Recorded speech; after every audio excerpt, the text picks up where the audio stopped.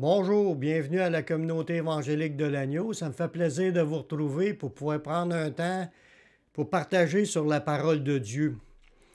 On est en train de faire une étude justement sur le royaume de Dieu, le royaume qui appartient à Dieu. On a vu là-dedans plusieurs points dans les versets de la parole pour pouvoir approfondir ce sujet-là. Aujourd'hui, on va voir encore un aspect que les chrétiens doivent découvrir. Oui, la majorité l'ont découvert, mais c'est dans le but qu'on comprenne que quand tu as donné ta vie au Seigneur, il y a comme une nouvelle vie qui commence. C'est ce que la Bible elle nous dit. Puis là-dedans, au moment où on donne notre vie au Seigneur, le Saint-Esprit il rentre dans notre vie puis il dépose des choses en nous. Il commence une œuvre de changement, une œuvre de transformation. Puis le Seigneur veut nous amener à ce qu'on devienne comme Jésus. Puis quand on reçoit le bagage de qu'est-ce qu'on a reçu, on a vu déjà des positions puissantes, des choses que Dieu a faites, qui nous a délivrés de la puissance du péché, il nous a pardonné, il nous a sauvés, il nous a donné la vie éternelle, il nous a équipés du Saint-Esprit, tout ça. C'était dans le but de commencer une nouvelle vie. Les membres nouveau-nés du royaume de Dieu, ils doivent apprendre à marcher après cela, dans les nouvelles caractéristiques qui viennent de Dieu. Parce qu'au moment de notre conversion, Dieu a déposé des choses, puis Dieu veut que ça se mette en place dans notre vie, dans notre croissance spirituelle. On va commencer à découvrir ces choses-là. Mais un des premiers points que Dieu s'attend pour ses enfants, c'est que notre foi soit démontrée par l'obéissance. Dans 2 Corinthiens 5,17, pour comprendre bien ce que je veux en venir, si quelqu'un est en Christ, il est une nouvelle créature. Les choses anciennes sont passées. Voilà, toutes choses sont devenues nouvelles. C'est ce qu'on veut parler. Toutes choses qui sont devenues nouvelles. Oui, il y a beaucoup de choses qui sont faites lors de notre conversion par le Seigneur. Mais après ça, dans notre vie, il y a un cheminement de croissance, de développement, de transformation, des délivrances, des choses qui s'ajoutent dans notre vie pour bâtir notre personnalité chrétienne, enfant de Dieu, pour aboutir à devenir comme Jésus. Toutes choses sont devenues nouvelles. De quoi est-ce que Dieu veut nous parler là-dedans? Mais pour y arriver, c'est ce qu'on veut développer aujourd'hui, qu'il y a des passages des Saintes Écritures qui nous dit que notre foi est démontrée par notre obéissance. Puis ça fait partie du point de départ pour tous les chrétiens. Quand on démarre notre nouvelle vie avec Jésus, il faut s'attendre à ce qu'il y a quelque chose qui est démontré, qui va sortir de nous, qui va être comme un fruit de notre développement de chrétien par la communion qu'on a avec le Saint-Esprit. Le Saint-Esprit, dans cette nouvelle vie, dans le royaume de Dieu, on est 2 pieds sur la terre, mais on est quand même participant du royaume de Dieu et de ses bienfaits. Ça va produire quelque chose en nous qui va nous amener à démontrer qu'on est chrétien. La marche d'un chrétien rempli de l'Esprit le conduira dans l'obéissance à l'exemple de Jésus.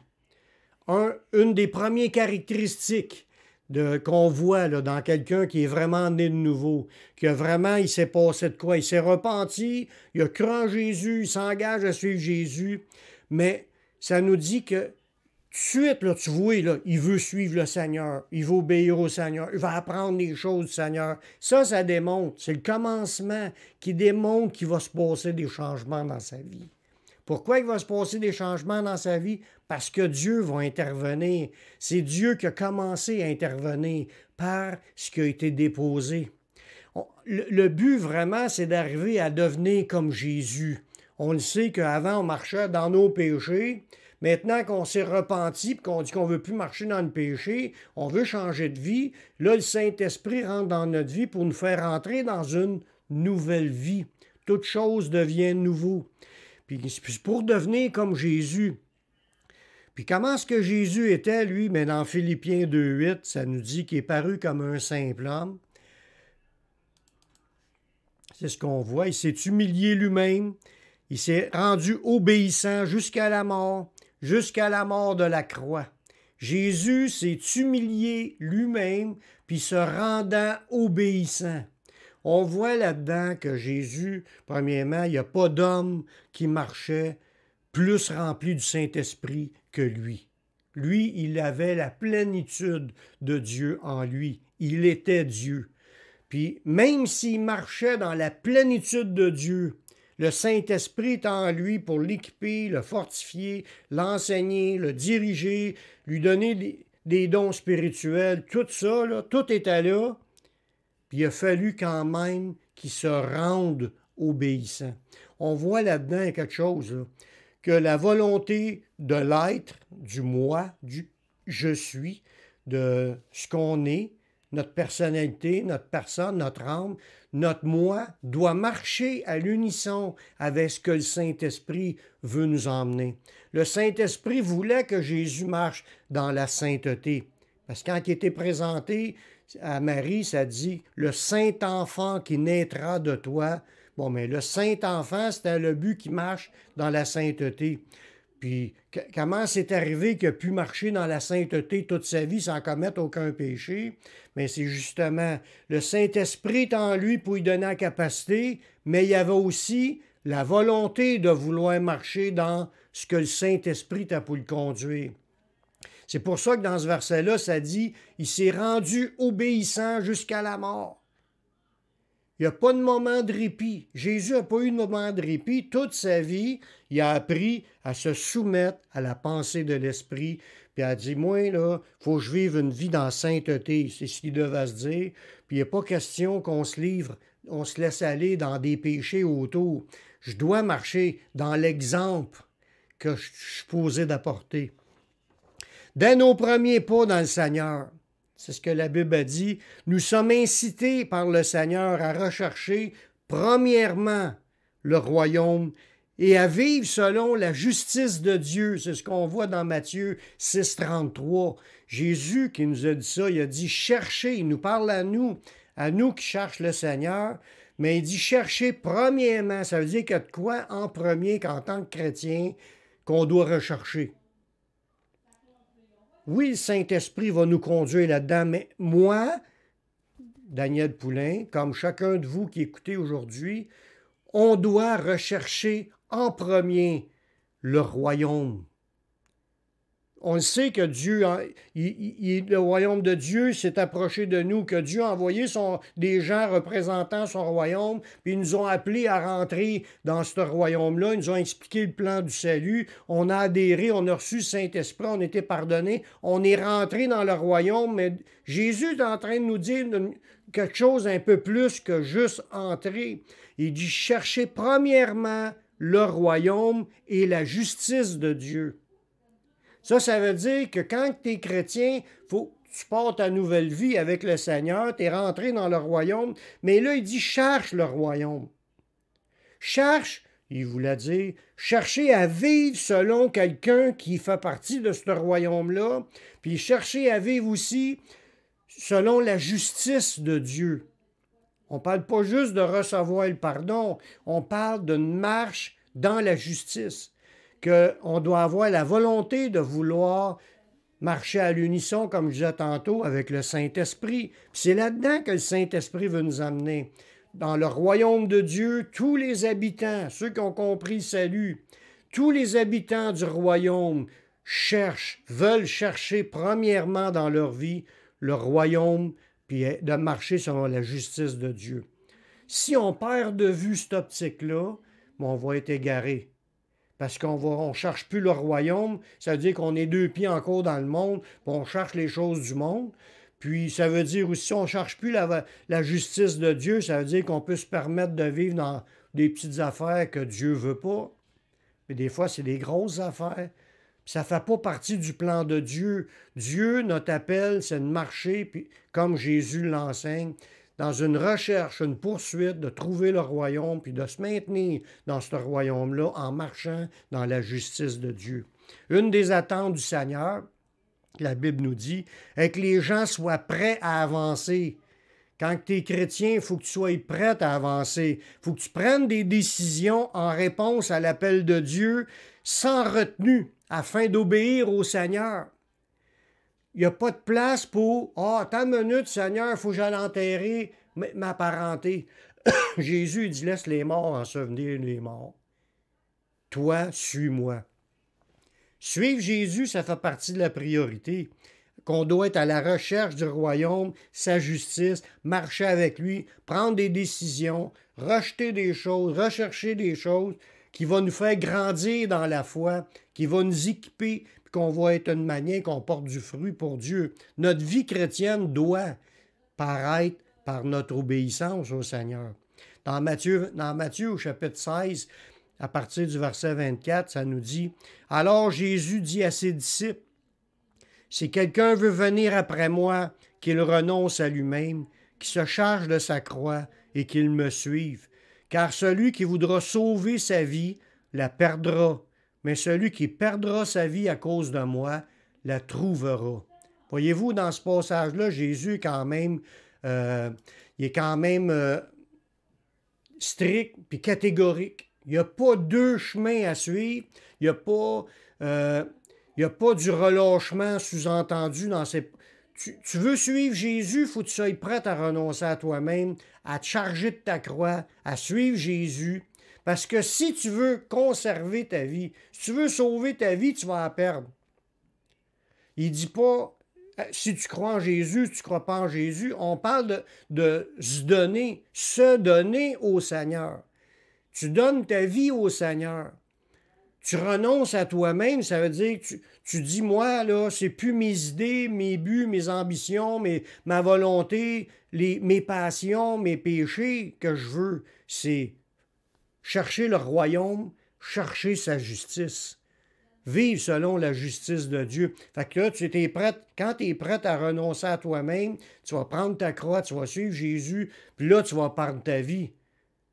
C'est ça le prix à payer pour être chrétien. Puis il dit, celui qui va perdre sa vie à cause de Jésus, mais il va la trouver. Parce qu'on trouve vraiment notre vie au moment où on commence à vivre pour le Seigneur. Quand on commence à mettre le Seigneur au-devant de nous. Quand on commence à faire passer le Seigneur en premier. C'est là, en fin de compte, qu'on commence vraiment à vivre. Parce qu'avant, on ne vivait pas. Dans la rébellion, on était mort. On était séparés d'avec Dieu. Dans le retour à Dieu avec repentance, puis prêt à avancer, prêt à tout abandonner, quand le Seigneur nous dit quoi? On avance avec le Seigneur, puis là, on marche dans la vie du Seigneur. Amen. Les chrétiens, la Bible nous dit, doivent être fermes, parce qu'il va y avoir plein de tentations autour de nous qui vont venir, des combats avec le diable, des combats avec le monde, des combats contre notre chair, puis on doit s'appuyer sur la parole de Dieu. C'est ce que ça nous dit dans 2 Timothée, chapitre 2, le verset 19, ça nous dit « Néanmoins, le solide fondement de Dieu reste debout avec les paroles qui lui servent de sceau. » Le fondement de Dieu sur lequel il faut se baser, là, c'est ses paroles. Ça reste debout parce que Dieu il a prouvé que sa parole était vraie. Il l'a prouvé en envoyant son Fils conformément à la parole, puis les prophéties. Puis Jésus est venu donnant les paroles, on les a toutes par écrit, ce on devait savoir, on l'a par écrit. Puis là-dedans, on a le chemin pour marcher d'une manière qui est conforme à la volonté de Dieu. Fait que c'est un solide fondement, c'est des paroles qui servent de sceau. Puis en plus de ça, le Seigneur connaît ceux qui lui appartiennent. La Bible a dit, quiconque prononce le nom du Seigneur, qu'il s'éloigne de l'iniquité. Voyez-vous, il faut être prêt à prendre des décisions pour suivre Jésus. Il faut être ferme, parce que les tentations sont là, les épreuves vont venir, le diable va venir pour essayer de nous tenter, le monde avec, puis notre chair est attirée par le péché. Puis il faut faire bien attention, parce que le monde, puis ces pièges-là sont dangereux. Peuvent nous ramener carrément à nous garder liés, puis on peut se perdre. Puis ça dit bien dans la parole de Dieu que quand tu t'es engagé à suivre le Seigneur, mais c'est quiconque prononce le nom du Seigneur, mais qu'il s'éloigne de l'iniquité. Parce qu'autant que le péché nous amenait à la mort avant d'être chrétien, mais le péché amène encore les chrétiens dans la mort une fois que tu as été sauvé. C'est comme si tu retournes à ce que tu avais vomi. Puis il faut vraiment comprendre que ça fait partie du combat du chrétien à dire non au péché, puis à dire oui au Seigneur. Être prête à renoncer à soi. Puis c'est sûr que ça coûte de quoi, puis c'est sûr que ça prend un effort. Comme je disais tantôt, Jésus, lui, il s'est rendu lui-même obéissant, puis nous-mêmes, on doit apprendre l'obéissance. C'est pas automatique. Nous, par défaut, c'est plus automatique pour nous d'être insoumis, rebelles, se laisser aller, faire ce qu'on aime, vivre dans le péché. C'est plus facile pour nous. Mais la nouvelle nature qu'on a reçue veut nous attirer à marcher dans la sainteté puis devenir comme Jésus. Mais il faut apprendre à soumettre notre volonté, à plier le genou devant le Seigneur, confesser nos fautes, abandonner ce que Dieu n'aime pas. Amen. Nous devons apprendre la persévérance à obéir à Dieu. Ça, c'est un des fruits qui va découler de la nouvelle naissance. Persévérer à obéir à Dieu, car quiconque s'engage puis retourne en arrière, bien, il n'entrera pas dans le royaume. C'est ce que ça nous dit Jésus dans Luc chapitre 9, le verset 62. Jésus a dit, « Quiconque met la main à la charrue puis regarde en arrière n'est pas propre au royaume de Dieu. » Vraiment, Jésus, il est sévère, puis il est catégorique. Tu t'engages à me suivre, arrête de convoiter ce que tu avais avant. Arrête même d'y penser. Si tu es vraiment repenti de cela, tu l'as abandonné. Tu as fui ces choses-là. Alors, retourne pas là-dedans parce que tu es perdu. Tu vas te perdre. Reste fidèle au Seigneur, marche avec le Seigneur, sers le Seigneur, sois zélé pour le Seigneur. Il n'y a pas d'autre place à aller qu'à Jésus, puis de confesser son nom, puis de s'éloigner de l'iniquité. Jésus rit pas, le danger il est réel. Puis il y en a, si on le voit là, dans la Bible, dans la parabole des 10 vierges, il y en a à moitié qui ont rentré, puis il y en a à moitié qui ont resté là. C'est pas tout le monde qui va rentrer, c'est celui-là seul qui fait la volonté du Père. Au fur et à mesure que Dieu donne ses révélations sur notre appel, le chrétien avance par la foi, voulant mettre en pratique la parole de Dieu. C'est clair dans la parole. Tout nous pousse à aller de l'avant, à persévérer, à ne pas lâcher, à garder le cap. Tu vas avoir des révélations de plus en plus grandes de comment tu dois marcher. Le Seigneur te le montre, le chemin. Mais là, il faut que tu avances par la foi, puis tu veux mettre en pratique ce qui est écrit.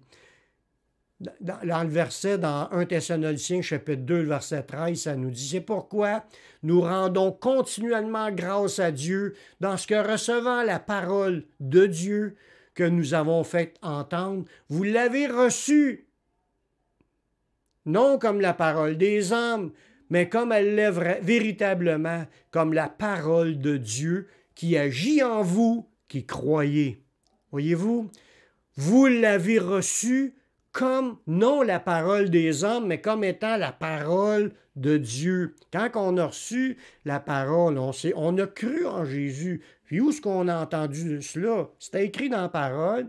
On a cru que Jésus, c'était le Messie. On a cru qu'il nous a donné l'enseignement. Puis on l'a reçu comme étant la parole de Dieu. Si on ne l'a pas encore reçu dans ce sens-là, mais il est grandement temps, je vous encourage à recevoir ce qui est écrit là comme étant la parole de Dieu. C'est la parole de Dieu. C'est la parole vivante et permanente de Dieu. C'est une puissance que Dieu nous a donnée, sa parole, pour nous faire marcher dans sa volonté, pour qu'on puisse être des lumières dans ce monde, qu'on soit différent, pour devenir comme Jésus.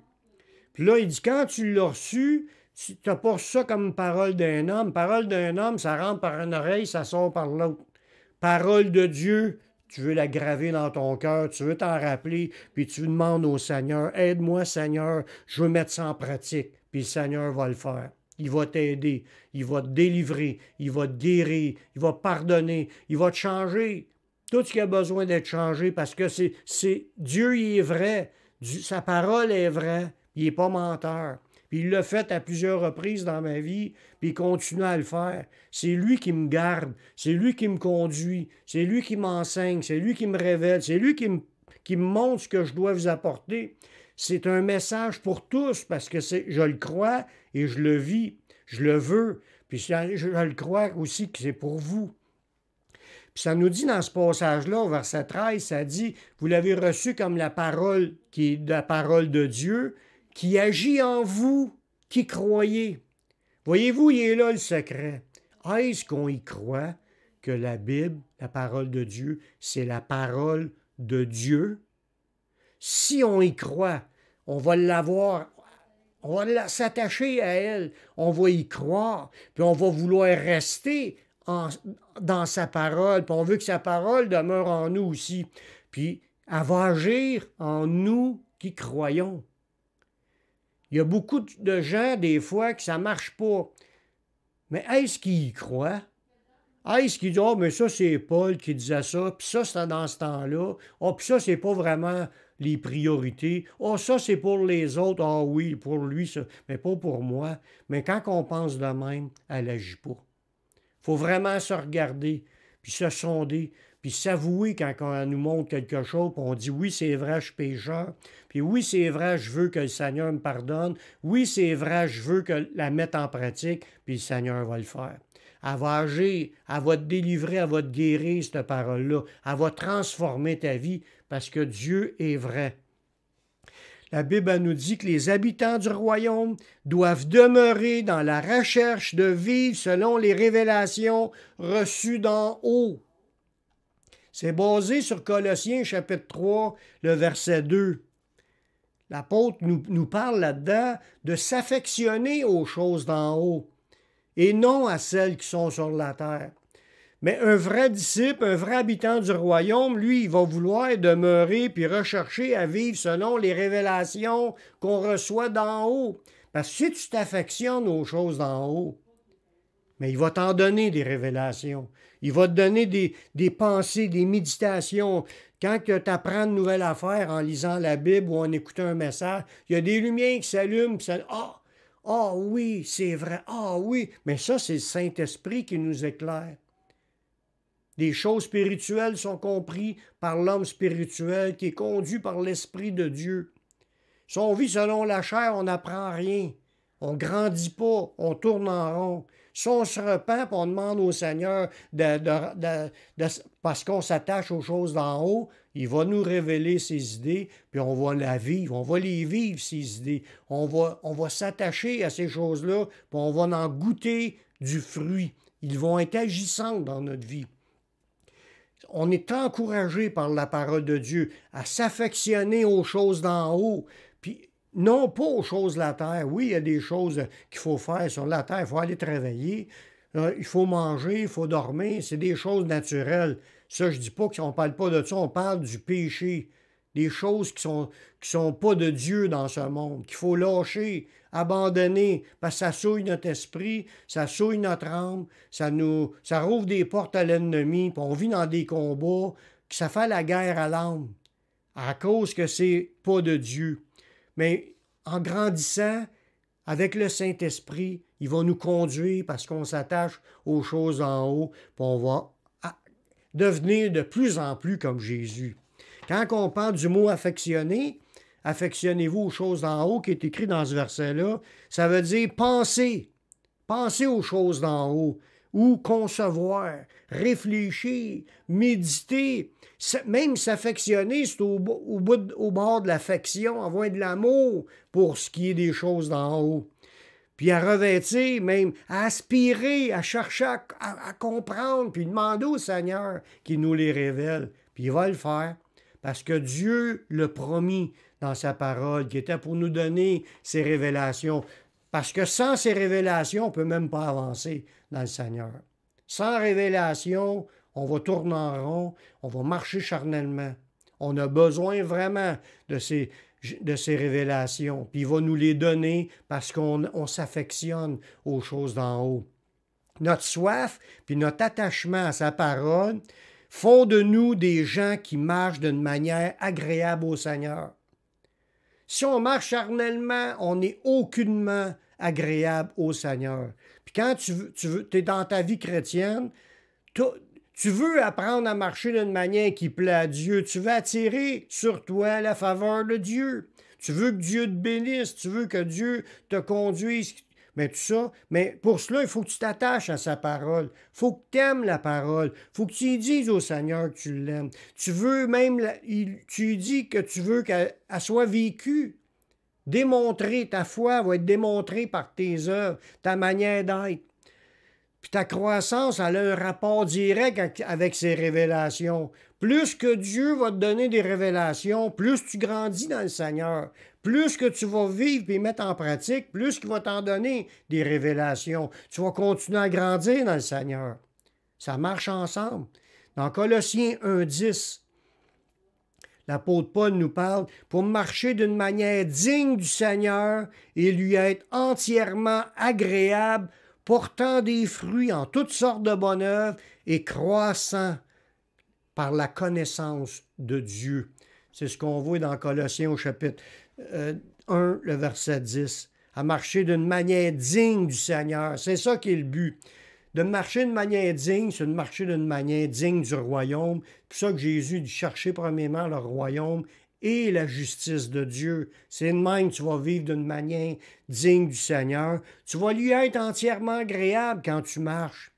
Dieu va nous regarder, puis il va dire, ça, je suis fier de cet enfant-là, parce qu'il marche d'une manière digne du Seigneur. C'est sûr que celle qui est faible, celle qui a de la misère, Dieu veut t'aider, il veut t'en sortir de cela. Il veut pas que tu restes dans cet état-là.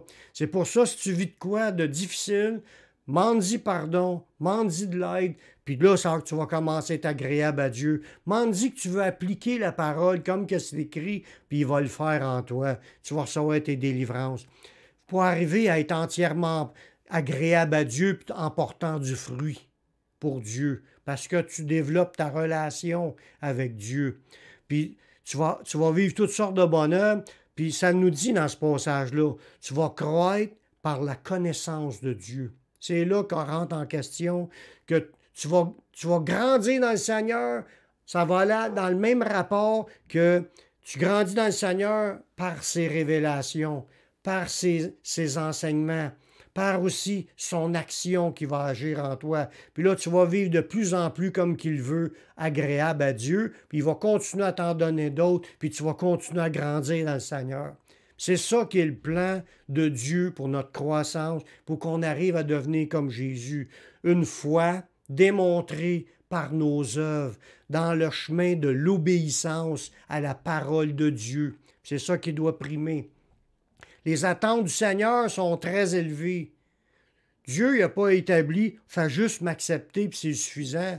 Il y a plein de versets qui vont beaucoup plus loin. Les attentes de Dieu sont beaucoup plus élevées. C'est comme si la barre de celui qui fait des sauts en hauteur, mais la barre est haute à atteindre. Il veut voir chacun de ses rachetés marchant dans une droiture supérieure aux gens religieux de l'époque de Jésus. C'est ce qu'on voit dans le prochain passage. Jésus a dit, il a dit aux Juifs qui étaient là, que les gens étaient supposés de marcher selon la parole de Dieu, Jésus a dit, celui qui supprimera l'un des plus petits commandements, puis qui enseignera aux hommes à faire de même, sera appelé le plus petit dans le royaume des cieux. Mais celui-là qui observera et qui enseignera à les observer, celui-là sera appelé grand dans le royaume des cieux. Car je vous le dis, si votre justice ne surpasse celle des scribes et des pharisiens, vous n'entrerez pas dans le royaume des cieux. Ça, là, c'est un verset, on dit Amen, mais on dit ouch en même temps. Parce que là, on voit vraiment la barre, à quelle hauteur que Jésus l'a mis. Il voyait les gens qui étaient autour, là, les pharisiens, qui se pensaient religieux, se pensaient mettre en pratique la parole de Dieu. Puis Jésus leur a reproché leur endurcissement, puis leur cœur qui n'est pas conforme. Le cœur était loin d'obéir au Seigneur. C'était comme de l'apparence d'être religieux. Puis Jésus, lui, ce qu'il regarde, c'est tu les mets-tu en pratique, mes commandements, ou si tu ne les mets pas en pratique? C'est ça qu'il regarde.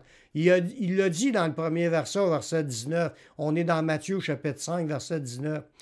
Si tu supprimes les plus petits commandements, puis t'enseignes aux autres, on parle des plus petits, on ne parle pas des plus gros, là. On ne parle pas des plus grands. les petits affaires de la parole de Dieu, les petits enseignements, attendre l'autre jour, faire un 2000 avec celui qui t'en demande de faire 1000, de ne pas résister aux méchants, de prier, puis de tous les petits points d'enseignement. Là. Si tu es suprême, bien, tu vas être appelé le plus petit dans le royaume. Si tu es en pratique, puis tu enseignes à les mettre en pratique, tu vas être appelé le plus grand dans le royaume. Puis c'est là qu'il dit, si ta justice, parce qu'il dit, cherchez le royaume et la justice de Dieu. La justice de Dieu, c'est une marche dans la justice. Si tu es dans le péché par-dessus la tête, tu ne marches pas dans la justice, tu marches dans le péché. C'est pas à cause que Jésus t'a pardonné, il y a 5 ans, qu'aujourd'hui, on doit rester dans le péché, loin de là. Parce que si on marche selon la chair, on va mourir. Il faut sortir du péché. Marcher dans la justice, c'est plus être dans le péché. C'est ça le but à atteindre. Puis si on n'arrive pas à vivre cette vie-là loin du péché, sorti du péché, on n'est pas mieux que les pharisiens qui se faisaient condamner dans le temps de Jésus. On a à apprendre, frères et sœurs, à marcher dans la droiture, dans la justice, selon ce qui a été écrit, dans les mêmes des plus petits commandements. Amen. Notre amour et notre obéissance est démontrée par ses commandements, à suivre ses commandements. Plus que nous démontrons notre amour par notre obéissance, plus nous recevons des révélations de Dieu. C'est un passage qui est profond, qui est très bénissant, qui est très utile pour la croissance dans le Seigneur. Dans Jean 14, 21, Jésus a dit « Celui qui a mes commandements et qui les garde, c'est celui qui m'aime. » Voyez-vous, si tu as les commandements de Dieu, tu les connais, puis tu les gardes, tu les mets en pratique, mais c'est celui qui m'aime. Jésus dit « Si tu m'aimes vraiment, tu vas garder ma parole. » C'est ce qu'il est en train de dire aussi dans la même chose dans ces mots-là. Tu as ses commandements, tu les gardes. C'est celui qui m'aime. Celui qui m'aime sera aimé de mon Père. Ça veut dire que Dieu, il a un amour particulier pour ceux qui aiment sa parole, qui aiment ses commandements, même les plus petits commandements. On veut les mettre en pratique. On veut mettre en pratique ce que Jésus nous enseigne. Puis ça, là, c'est là qu'on démontre qu'on a de l'amour pour Dieu. Puis ça dit, si on continue le verset, ça dit, on va être aimé de son Père. Puis ça dit, Jésus va nous aimer. Il dit, je l'aimerai, puis je me ferai connaître à lui. Voyez-vous, ce passage-là est en train de nous dire que si tu aimes le Seigneur, en démontrant que tu l'aimes, en pratiquant ses commandements, mais tu es en train d'aimer le Père, puis parce que tu gardes sa parole, mais le Père va t'aimer, Jésus va t'aimer, puis il va se faire connaître à toi. Il va te révéler sa parole, puis tu vas continuer à grandir encore davantage. Tu vas recevoir de plus en plus de ces révélations. C'est important d'avoir un cœur pour obéir au Seigneur, puis se dire, il faut que j'obéisse au Seigneur, il faut que je marche selon sa volonté, puis ça fait partie du plan de Dieu, puis de notre croissance dans le Seigneur. La Bible nous dit aussi que c'est pour cela que les apôtres insistaient dans leur enseignement. Les apôtres insistaient dans leur enseignement afin que nous progressions en marchant d'une manière digne de Dieu et de son royaume.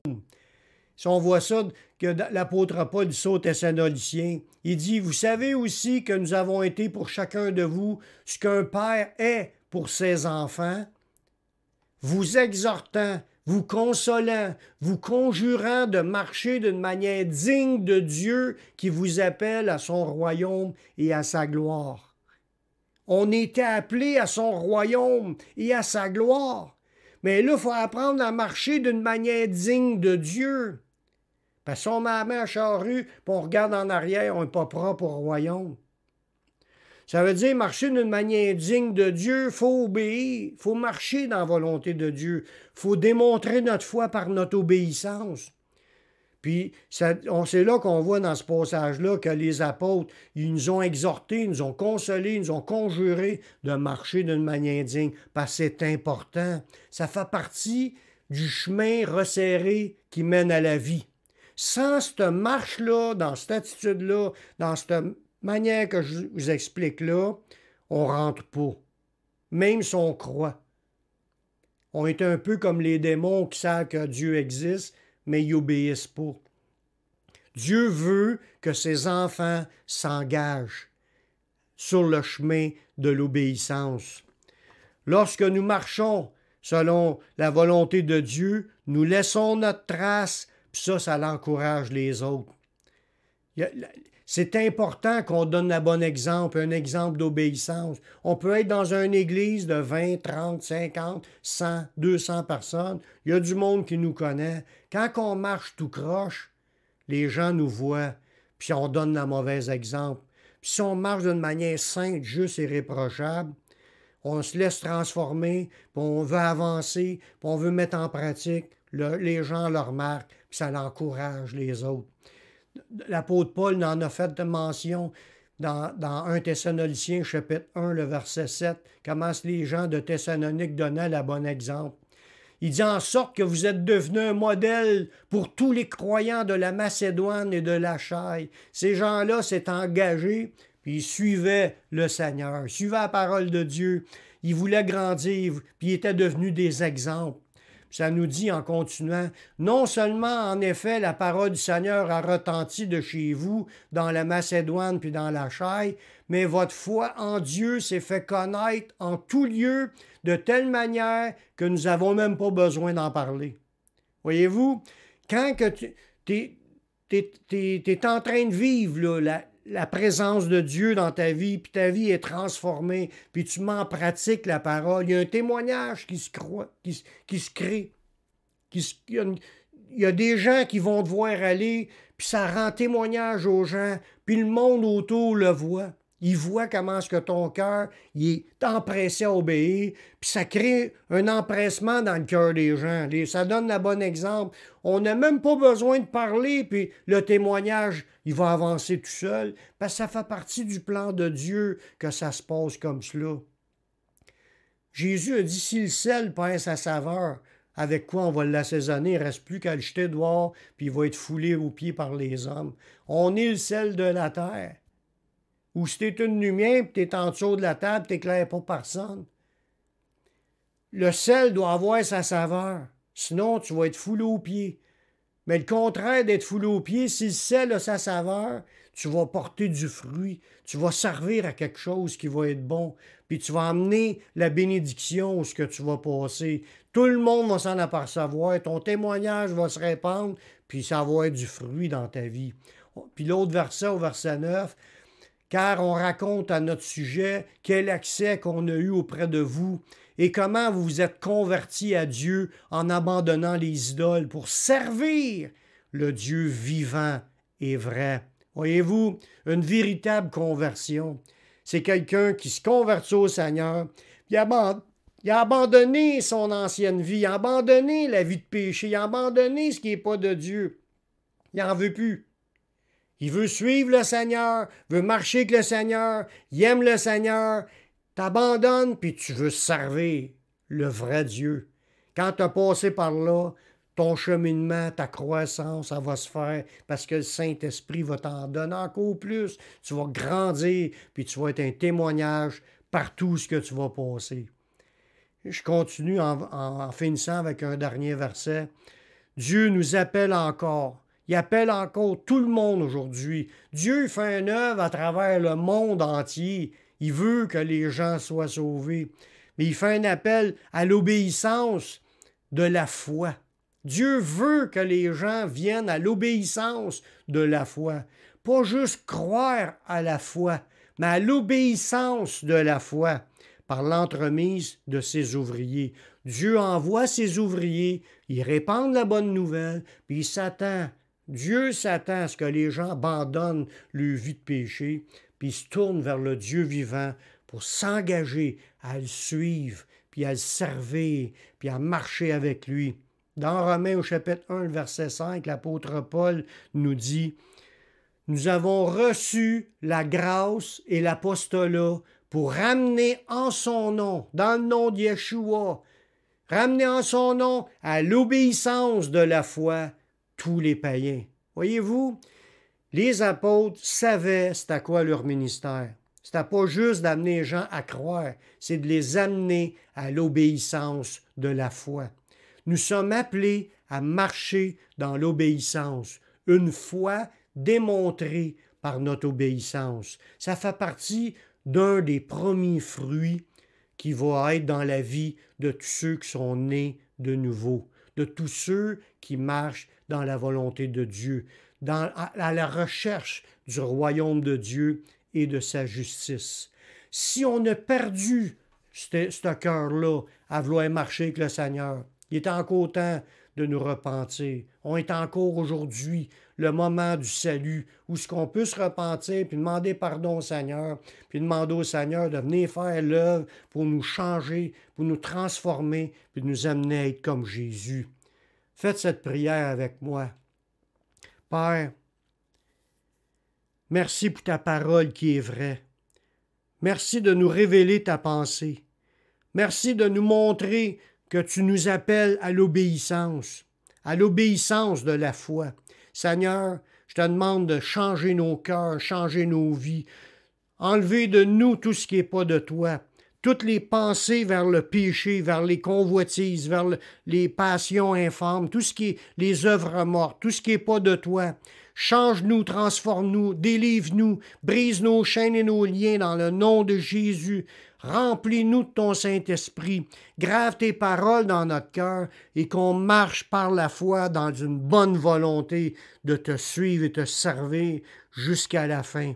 Tu es le seul vrai Dieu, puis on veut marcher à l'exemple de Jésus dans une obéissance parfaite. Je te remercie de ce que tu vas faire au milieu de nous.